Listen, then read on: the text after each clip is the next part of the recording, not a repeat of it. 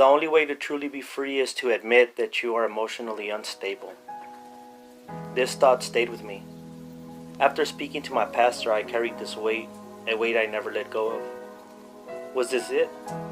Was this the root cause of all of my problems? Am I really emotionally and mentally unstable? Something dawned on me today. I knew that my pastor's word would stay with me. They would gnaw at me, eat me up from the inside. More so because they were true. They were so true. I was just so terrified to admit that they were. My story before I became a father was filled with chaos and destruction. And then the moment. That moment came. The moment that would drastically alter my entire existence. I sat there in a cold, dark, solitary cell. I had just fought another gang member. Moments had passed since I had asked the guard on duty to check if any of my mail had arrived for me in my original housing location. He went and checked for me. And there it was, a letter from my mother. In it were the pictures of Megan. See, the thing is, I've known of Megan for quite some time now, and I felt in my spirit she was my daughter. For those of you who never saw the series, The Story of My Life, you are lost. You are unaware of why these pictures were so important.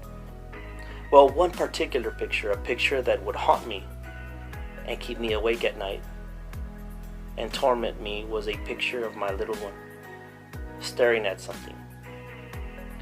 Not necessarily looking at the camera, it was a perfect picture. She was wearing a little Dora the Explorer bow, a pink shirt with 3 little daisies sewn into it.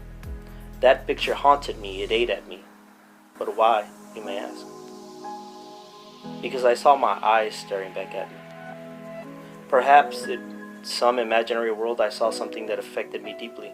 I pictured myself as the one looking at Megan, making her laugh, and God taking the picture, as if saying this could have been your destiny. But it isn't, because you have more love for your gang than you do for this little girl. I really felt the Holy Spirit tell me that.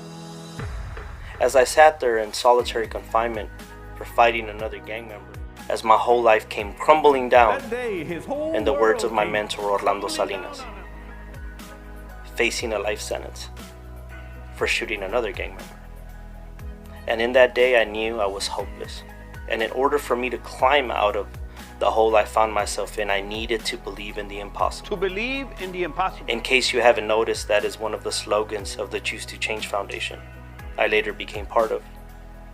This is the introduction to Finding Megan, how the search for my daughter has transformed my life. And although I have a long journey ahead of me, in order for my paternal rights to be established, I know that this is the path God has saved me for. This book is dedicated to my beloved daughter, but also for every father who is in the same uphill legal battle to be part of their child's life.